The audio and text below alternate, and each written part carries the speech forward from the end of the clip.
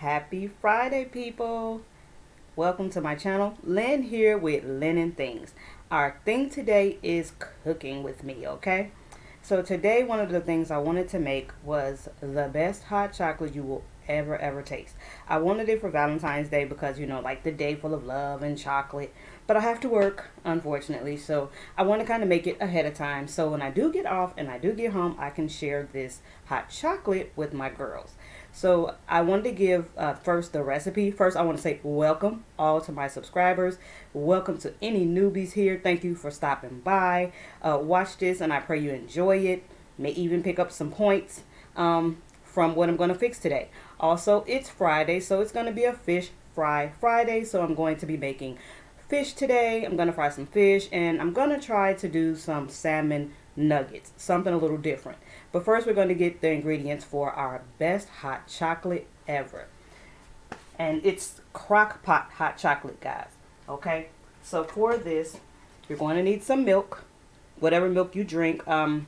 You will need regular milk. I have not tried this recipe with a milk substitute like almond milk or cashew milk or coconut milk. I have not tried it. I don't know how it will turn out, but I do drink a lot of almond milk. I like coconut milk. So for other drinks, I do use other milks. But for this, guys, I think you need the real thing.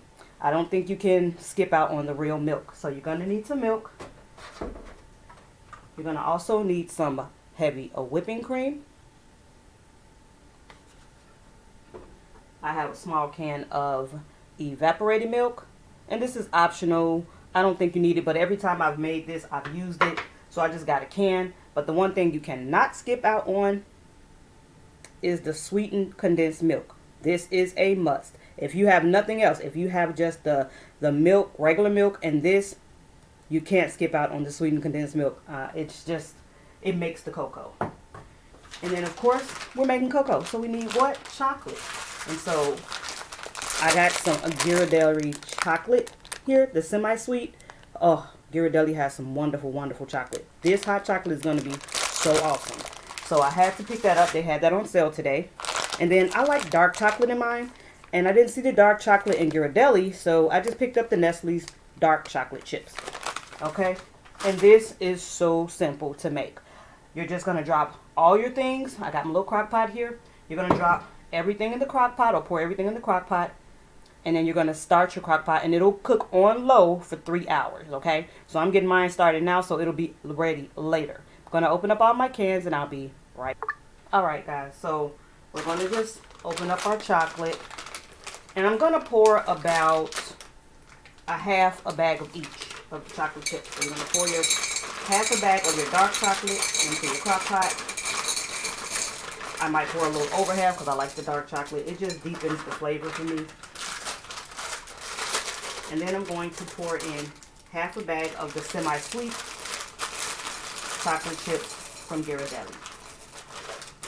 Just half. You see it line the bottom of it.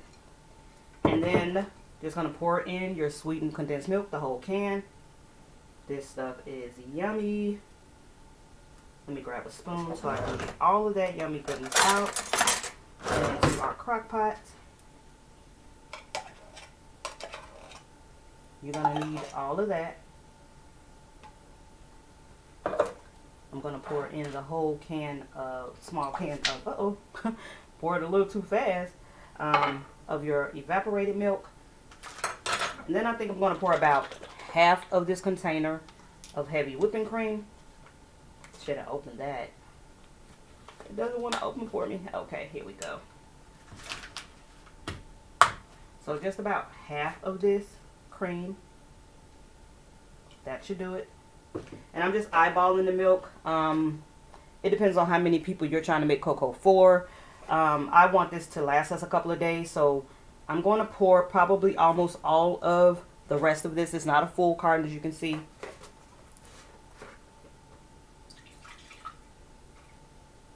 I'm just going to pour it until my crock pot is about halfway full. Well, I might as well pour it all. So I guess I'm just going to pour it all. Or just, okay, it's just shy of all of it. Then I'm going to just stir this around. And you really don't even have to stir because once it starts to melt down and all together in the crock pot, everything is going to meld together and it's going to be deliciousness. Okay, guys? So I'm going to get this onto the crock pot. Remember, it's going to be on low for 3 hours. Alright, guys, so I got my cocoa in the crock pot and it's going to be warming up for the next 3 hours, and I can't wait to get that chocolate deliciousness after a couple of hours. So we're going to start cooking our fish. I had some tilapia. Just want to show you the bag that I got from my local grocery store. Some frozen tilapia. They're not frozen anymore. They defrost quite quickly. And I love how they come in these bags. Love that. So they're all separate. Also picked up some salmon that I'm going to cut up into like salmon nuggets. I just want to try that. And to season my fish, I have some of this Louisiana fish fry and a little bit of the Slap Your Mama Cajun fish fry. Oh my goodness, this Cajun season, it really does your fish justice. It is so delicious. Those two seasonings are all you're going to need. You're not going to have to really add your own because they already have seasoning. I made the mistake, of adding more seasoning to one of these Louisiana. Oh my God, did I regret it. It was so salty. So you do not need any more seasoning added to your fish if you're using one of those. You're set. And I also have my potatoes all washed and cleaned. I'm going to cut these up into French fries for us. And then I picked up a salad, another salad, y'all, from my local store so that we can have salad. I'll probably cut up some cucumbers into the salad. But I'm going to get my fish all battered up and get my oil, which I had got a big thing of canola oil today as well. And we're just going to get our 2 skillets going with the oil. Almost done cutting up all my potatoes, as you can see here. Just got one little bit more to cut. And I kept the skins on, guys, because, hey, why throw anything away? And the skins are supposed to have nutrients in it that we can use. And I just kind of like the texture of my fries like that. So these are our potatoes all cut up. I love it. And I'm going to get ready to drop those into the hot oil I have. My oil over on the stove getting nice and hot. Okay, guys, so I got my fish all out of the packages, and I've cut up my salmon into like maybe 1/2 inch pieces or so for like nuggets. And one thing I forgot, I like to put mustard on my fish. It does not change the flavor of the fish or anything, but it does help to keep it get that coating on it. So I'm just going to put a little mustard all through the fish. Just going to marry that all together. Our fries are already all cooking. I'm just going to marinate the fish a little bit in some mustard.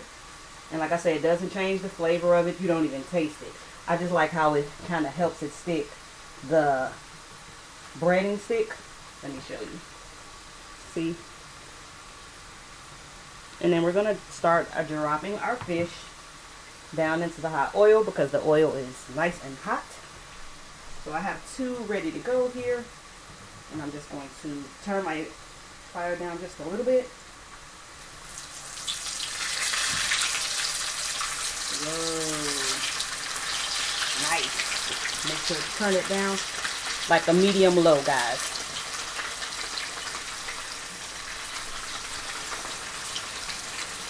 Rinsing my hands here. And everything is started. I'll be back with our finished product in just a bit. Ooh, looking good. Okay, guys, our fries are nice and done. They're nice and golden. They look delicious. Yes, I just added a little bit of this French fry seasoning to my fries. This stuff is amazing. I love it. And I don't know if you guys have ever heard of this. Have you, here in, well, I'm not in Chicago, but in Chicago, there's a place called BJ's Market, and they have the best mustard fried catfish. And they give you this sauce to eat with the fish, and it's like a sweet spicy mustard. This mustard is almost exactly like it. I love to have this mustard with my fish. I don't know if you guys have this where you may be, but this is so great. I know a lot of people love to have hot sauce on their fish, and I do too, but I have grown to love this because I got so used to BJ's, though I could only get to BJ's during the Taste of Chicago in the summertime. So it's like a really hard for me to get to because I don't live where BJ's is. So the only time I used to get the fish was during the Taste of Chicago. I'm so glad I was able to find that. So I'm going to bring you over here to the salmon nuggets that I have started. Look at those. Getting all nice and golden.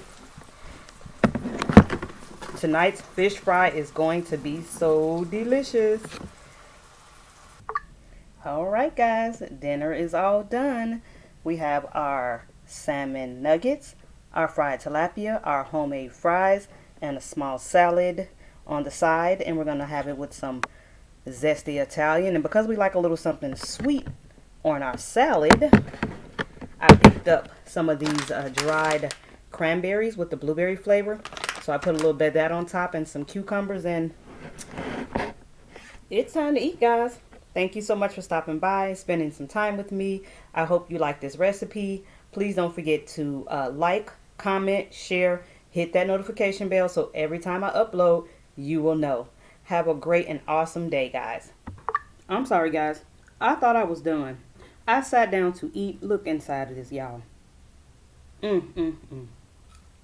This salmon nugget, y'all, it is so flavorful. It is so yummy. It's crispy. I just had to let y'all know and see the inside of that. I never thought to fry salmon because when I make salmon, I'm usually baking it in the oven, and I just got the idea I'm gonna fry it today. I think I saw one of the cooks on one of Facebook Lives or something doing it, and I was like, I'm gonna try that, and I never got around to it. If you guys have not tried salmon fried, I'm just here to let you know, please do try.